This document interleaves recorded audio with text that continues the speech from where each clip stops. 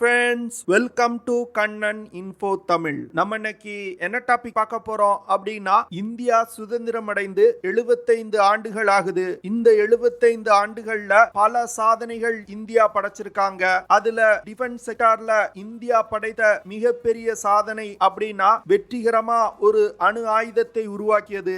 அதற்கு அடுத்து அணு ஆயுதங்களை கொண்டு ஒரு நியூக்ளியர் ட்ரையட் உருவாக்குனது அப்படின்னு நான் சொல்லுவேன். இந்த வீடியோல இந்தியா எப்படி அணு ஆயுதத்தை உருவாக்குனாங்க, அணு ஆயுதத்தை உருவாக்குவதற்கு இந்தியாவுக்கு இருந்த தடை கற்கள் என்ன, அதை மீறி இந்தியா எப்படி வெற்றிகரமா அணு ஆயுதத்தை உருவாக்குனாங்க, நியூக்ளியர் ட்ரையட்னா என்ன, இந்தியாவுடைய நியூக்ளியர் ட்ரையட்ல என்ன மாதிரியான ஆயுதங்கள் இருக்கு அப்படிங்கிறது குறித்து நம்ம டீடைலா இந்த வீடியோல பார்க்கலாம். நம்ம சேனல்ல டிஃபென்ஸ் ரிலேட்டடா தினம் ஒரு வீடியோ பப்ளிஷ் பண்ணிட்டு இருக்கோம். உங்களுக்கு டிஃபென்ஸ் ரிலேட்டடான செய்திகளை தெரிஞ்சுக்கிறதுல ஆர்வம்னா நம்ம சேனலை சப்ஸ்கிரைப் பண்ணி சப்போர்ட் பண்ணுங்க.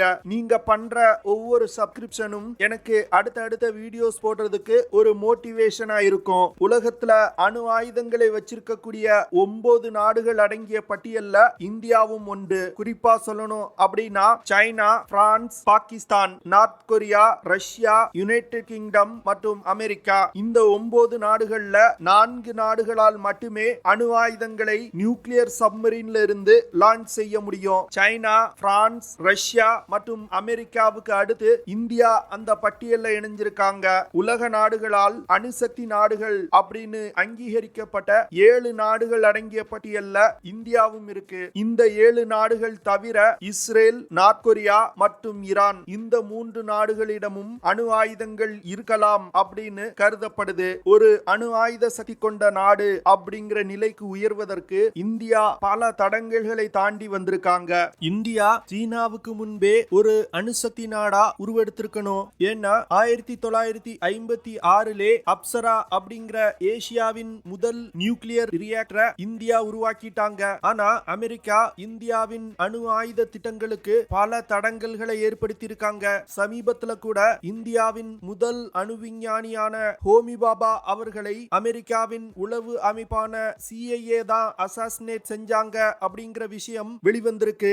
ஆகஸ்ட் 4, 1956 அப்போதைய பிரைம் மினிஸ்டர் திரு நேரு அவர்களால் ஆசியாவின் முதல் நியூக்ளியர் ரியாக்டரான அப்சரா ரியாக்டர் தொடங்கி வைக்கப்பட்டது. ஆனா திரு நேரு அவர்கள் அணு ஆயுதத்தை உருவாக்க வேண்டும் அப்படிங்கிற இந்திய விஞ்ஞானிகளின் கோரிக்கைக்கு அப்ரூவல் கொடுக்கல.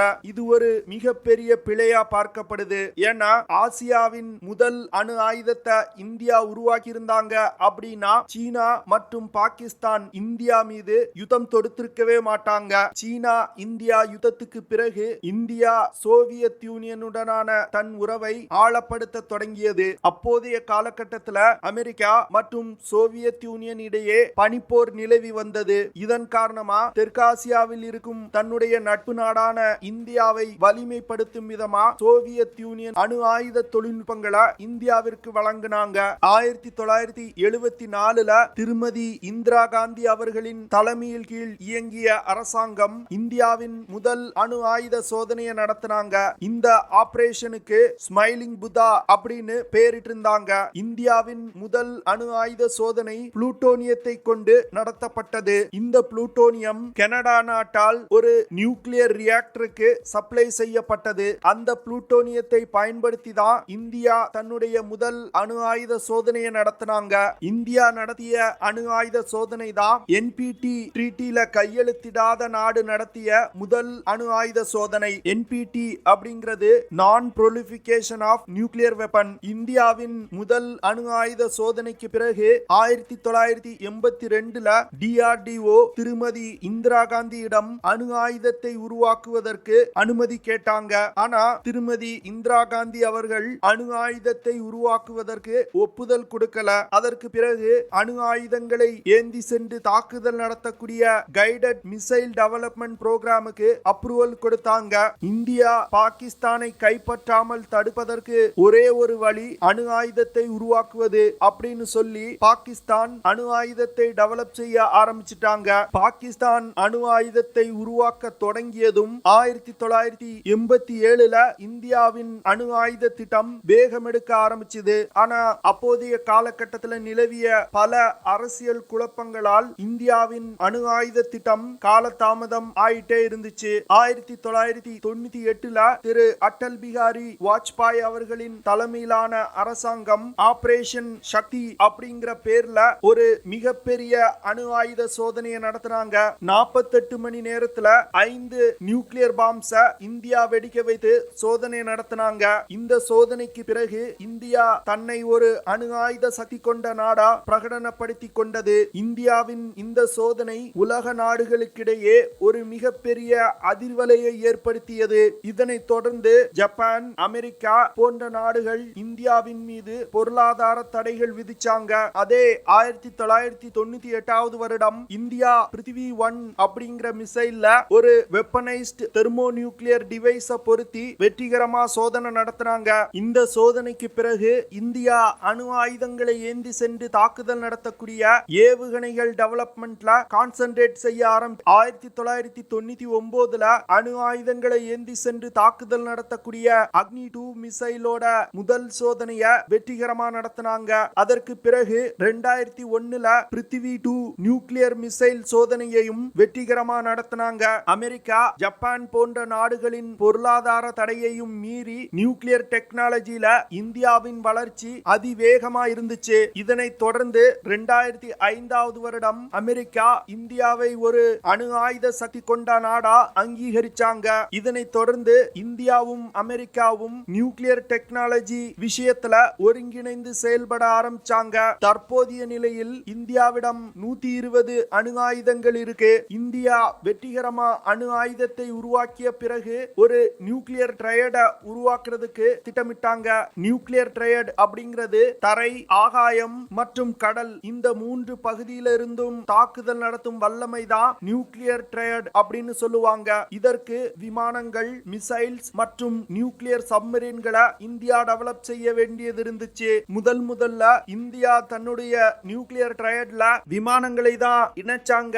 2003 வரைக்கும் இந்தியா ஒரு அணு ஆயுத தாக்குதல் நடத்தணும் அப்படின்னா விமானப்படை விமானங்களை பயன்படுத்தி மட்டுமே தாக்குதல் நடத்த முடியும். 2003 வருடத்துக்கு பிறகுதான் இந்தியா தன்னுடைய நியூக்ளியர் பாலிஸ்டிக் மிசைல்களை அதிக அளவுல ப்ரொடியூஸ் பண்ணி எல்லையில் நிலைநிறுத்தினாங்க. இந்திய விமானப்படையில் பயன்பாட்டில் இருந்த ஜாகுவார், மிராஜ் 2000 இந்த 2 விமானங்களையும் அணு ஆயுத தாக்குதல் நடத்துவதற்கு தேர்வு செஞ்சாங்க. இந்த விமானங்கள்ல அணு ஆயுதங்களை ஏந்தி சென்று தாக்குதல் நடத்துவதற்காக சில முக்கியமான டிசைன் சேஞ்சஸ் செய்யப்பட்டு படையில் இணைக்கப்பட்டது. 2003 வருடம் ஸ்ட்ராட்டஜிக் ஃபோர்ஸ் கமாண்ட் அப்படிங்கிற அமைப்பு தொடங்கப்பட்டது. இந்த அமைப்பு தான் இந்தியாவின் அணு ஆயுதங்களை கட்டுப்படுத்தக்கூடிய அமைப்பு. இந்தியா ஒரு அணு ஆயுத தாக்குதல் நடத்தணும் அப்படின்னா இந்த அமைப்பு தான் முதல்ல ரெஸ்பாண்ட் பண்ணுவாங்க. தரையிலிருந்து அணு ஆயுத தாக்குதல் நடத்துவதற்கு அக்னி பாலிஸ்டிக் மிசைல் திட்டத்தை இந்தியா வேகப்படுத்தினாங்க. இந்த திட்டத்தின் மூலமா அக்னி 1, அக்னி 2, அக்னி 3, 4 மற்றும் 5 மிசைல்கள் வெற்றிகரமா டெவலப் செய்யப்பட்டது. அக்னி மற்றும் பிருத்திவி மிசைல்கள் மூலமா தரையில் இருந்து அணு ஆயுத தாக்குதல் நடத்தும் கேப்பபிலிட்டி இந்தியாவுக்கு கிடைத்தது. சமீபத்துல தான் இந்தியா அக்னி 5 மிசைல வெற்றிகரமா சோதனை பண்ணாங்க. இந்த மிசைல் ஒரு இன்டர்கான்டினென்டல் பாலிஸ்டிக் மிசைல். இந்த மிசைல் மூலமா 5000 முதல் 8000 கிலோமீட்டர் தூரத்துல உள்ள இலக்குகள் மீது அணு ஆயுத தாக்குதல் நடத்த முடியும். இந்த மிசைல்ல MIRV தொழில்நுட்பம் இணைக்கப்பட்டிருக்கு. அதாவது ஒரே மிசைலை பயன்படுத்தி 10 முதல் 12 டார்கெட்டுகளை தாக்கி அழிக்க முடியும். நிலத்தில் இருந்து அணு ஆயுத தாக்குதல் நடத்தும் கேப்பபிலிட்டியை அதிகப்படுத்துவதற்கு அக்னி 6 மற்றும் சூர்யா அப்படிங்கிற 2 மிசைல்களை இந்தியா டெவலப் செஞ்சு வந்துகிட்டு இருக்காங்க.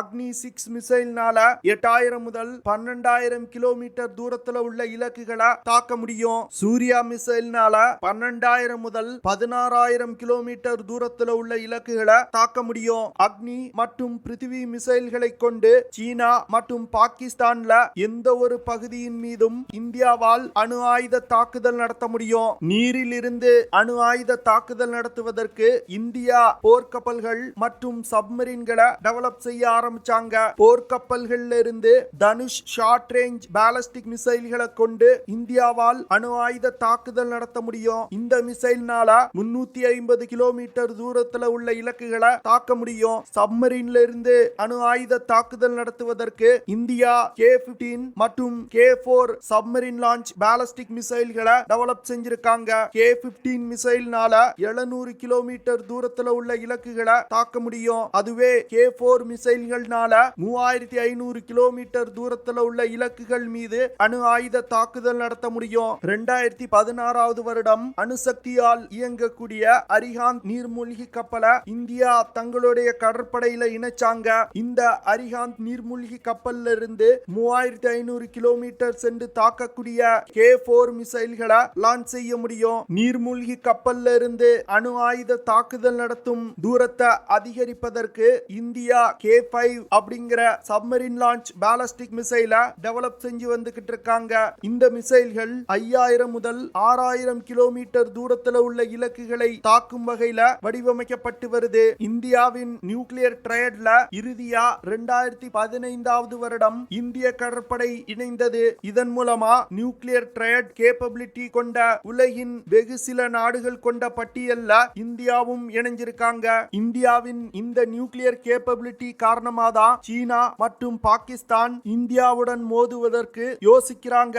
இப்போ இந்தியாவிடம் அணு ஆயுதங்கள் இல்லைன்னா சீனா மற்றும் பாகிஸ்தான் இந்தியாவுடன் பல யுத்தங்களை நடத்தி இந்தியாவின் அணு ஆயுதங்கள் காரணமா தான் உலகில் ஒரு மதிக்கக்கூடிய ஒரு சக்தி வாய்ந்த நாடா இந்தியா உருவெடுத்திருக்கு. ஓகே ஃப்ரெண்ட்ஸ், நம்ம வீடியோவோட நிறைவு பகுதிக்கு வந்துட்டோம். இதெல்லாம் தான் நான் உங்ககிட்ட ஷேர் பண்ணணும் அப்படின்னு நினைச்ச விஷயங்கள். ஐ ஹோப் நான் ஷேர் பண்ண விஷயங்கள் உங்களுக்கு பிடிச்சிருக்கும்னு நினைக்கிறேன். அப்படி பிடிச்சிருந்துச்சுன்னா ஷேர் பண்ணுங்க, லைக் பண்ணுங்க, கமெண்ட் பண்ணுங்க. மறக்காம நம்ம சேனலுக்கு சப்ஸ்கிரைப் பண்ணுங்க. அப்படியே அந்த பெல் நோட்டிபிகேஷனை கிளிக் பண்ணி ஆல்ங்கிற ஆப்ஷனை எனேபிள் பண்ணிக்கங்க. See you in the next video. Jai Hind.